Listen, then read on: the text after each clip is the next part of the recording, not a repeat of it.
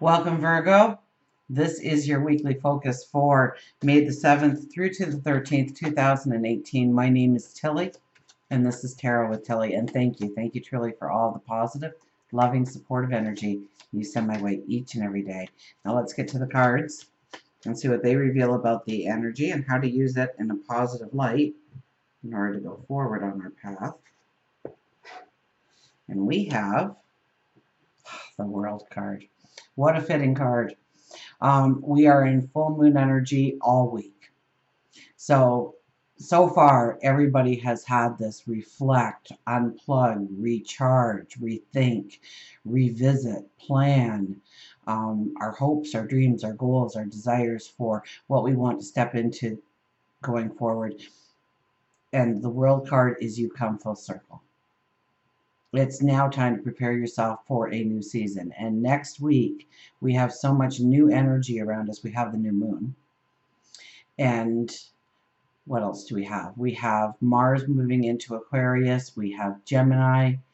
What's happening in Gemini? Oh, everything's happening in Gemini. Sun's moving into Gemini. The moon, right after the new moon, moves into Gemini. We also have Uranus moving into Taurus. We have Mercury moving into Taurus. So we have all this new energy and new experiences and a new vibration around us. So we really need to plan. We really need to focus on the season that we are leaving and the season that we are entering. Six of Wands, celebrate your successes. Maybe you're not doing that enough. Maybe it's time to transform your way of thinking into rewarding yourself, allowing other people to reward you. And it's not a thing where you can kick back and relax now. It's time to go forward, absolutely. We are still on this, even though we are in a parade, and the parade is essentially for us, to celebrate us. We can't just kick back and relax. We're in full armor here. We need to keep moving forward. We need to keep making a difference. Seven of Cups. Boy, we're busy, aren't we? Now, I really get this card. You're the second sign to get it, I think, but I really get this card as, we're busy. We have a full plate. We have obligations, we have responsibilities, and there's so much to focus on and so much to think about, and we can get absolutely nowhere by not focusing our attention on where we need to focus it. So maybe some of those cups need to go in our life. Maybe we need to allow some sort of healing in our life or closure in our life, an ending perhaps, completion. Maybe we need to fill those cups with new and marvelous wonders, adventures, journeys, relationships, careers, love, family. So I think it's a little bit more of focusing on where we're pulled and where we're pushed to all the time, and where the obligations and responsibilities are. And maybe we need to delegate some of those out. Maybe some of those were delegated to us and it should have been somebody else's responsibility this whole time. And so it's time to kind of take back ownership of your time or your energy or your resources and put them to where you need them to go. Our overriding energy is the Lovers. How beautiful is that? An enhanced and deepening love of your path, of where you are putting your energy, perhaps in a relationship, a friendship, a soulmate.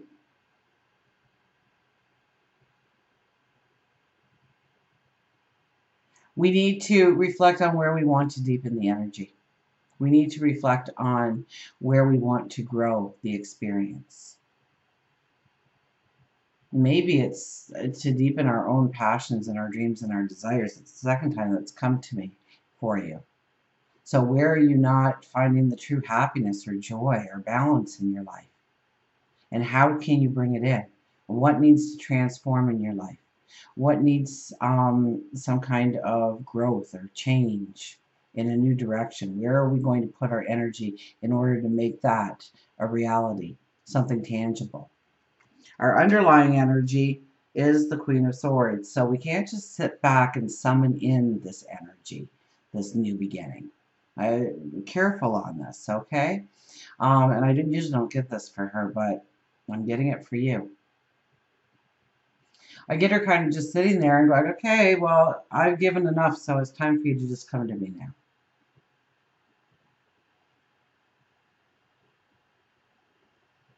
We have the Six of Wands in the second position. We cannot rest on our laurels. We can't sit back and say, okay, I've done enough. I'm washing my hands of this. I'm going to expect the return now.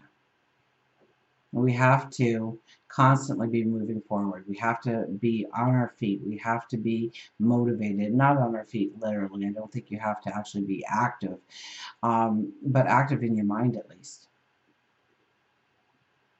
Yes, we are giving up affirmations. Yes, we are looking towards our new beginnings. The World card says that so clearly. We are also attaching ourselves to the wisdom and knowledge that we've gained on this path to get us to this moment.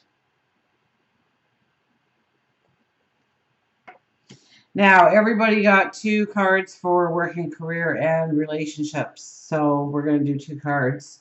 So we have the High Priest and the Six of Pentacles. Well, the High Priest says, you know, you have to go within.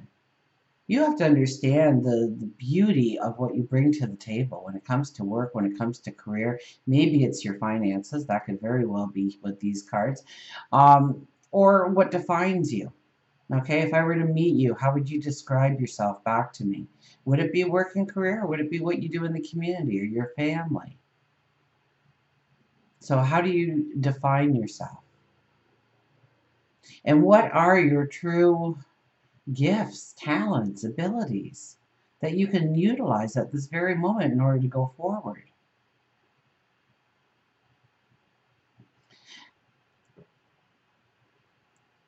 And it's more what we give than what we receive.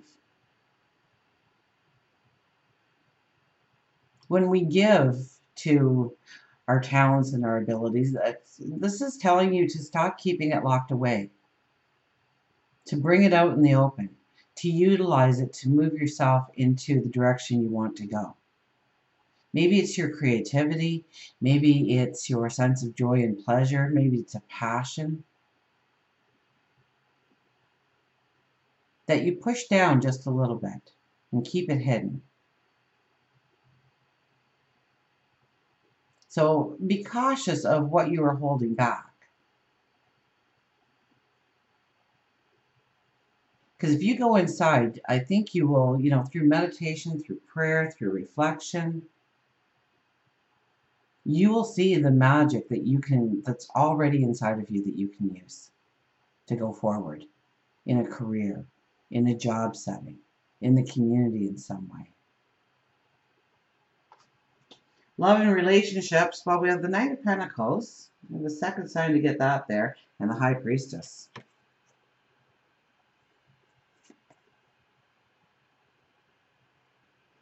So the Knight of Pentacles, we sit on that horse and we are surveying the path forward.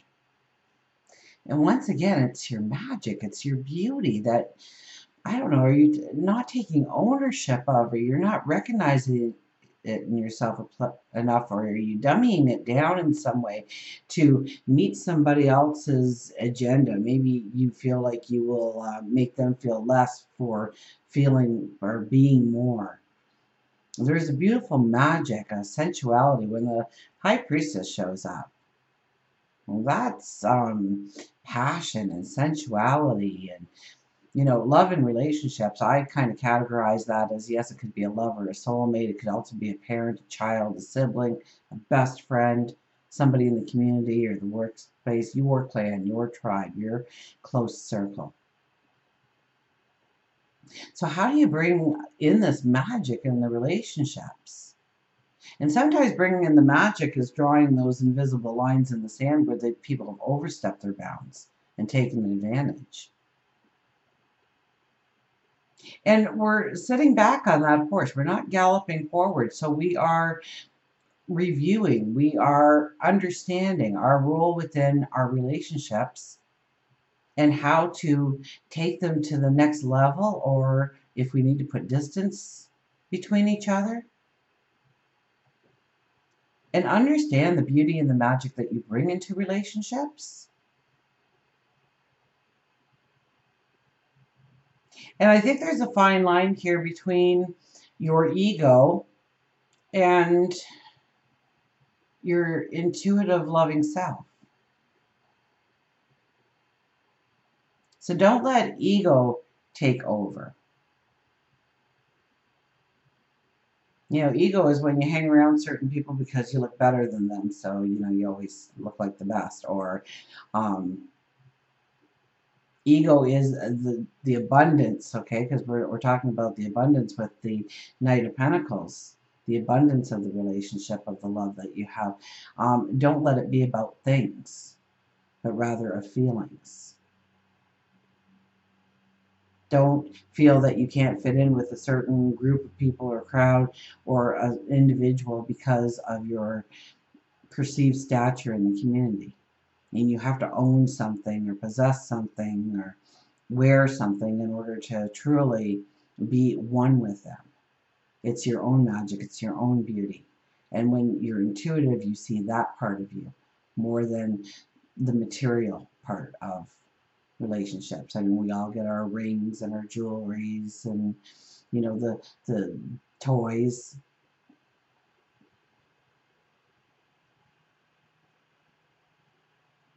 And especially when it's a parent to a child or something, sometimes the love is expressed, even though it's not the core.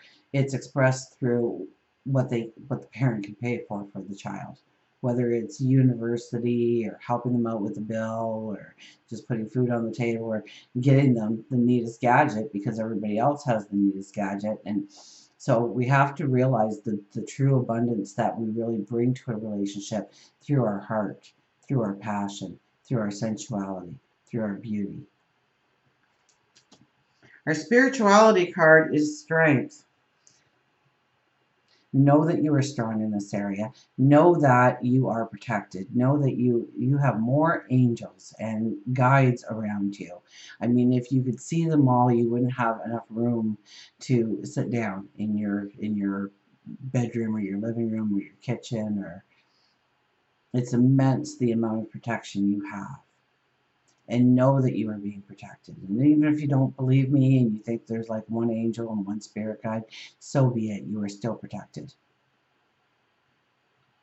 God, your angels, source, all looking out for you. And trust your intuition. Believe that your wants, your needs, especially what you need, is going to be provided for you, that you don't have anything to fear. To keep walking forward with that knowledge as a strength. Health and well-being. 8 of Wands. We could be looking towards new ways of taking care of ourselves, new directions. I don't think anything's going to be set in stone now or even in the near future. It's kind of like you're widening your knowledge, your horizons. Maybe you've always thought of healthier eating, and now you start to do the research into different areas and which path you might want to follow, which one fits into your comfort level, which one fits into your routine, your daily way of life. Or maybe it's different ways of exercising, or maybe it's going on an adventure. Maybe it's travel. Maybe you want to travel and you're like, well, should I like portage, or should I be hiking, or should I be cycling, or horseback riding? What are the different ways that I can incorporate a healthy lifestyle? And I think you are going to probably be, you might be all over the place and kind of dipping your toe into a lot of ponds before you find something that really fits with you, but it's through your search that you find the answers that you need, the clarity, the understanding of what will really work, and then it really sticks because you've given it time to process. So I don't think we're changing anything so much as we have a desire to change. And we're starting to peer out for the possibilities of what we can really step into. Maybe you'll trip over something you never even heard of before, and you'll just fall in love with that, and it becomes part of your routine. And no matter what path you take, it will be one of growth, because the minute we start thinking it, it starts happening in our life, whether we realize it or not. Until we meet again, remember, I do love you.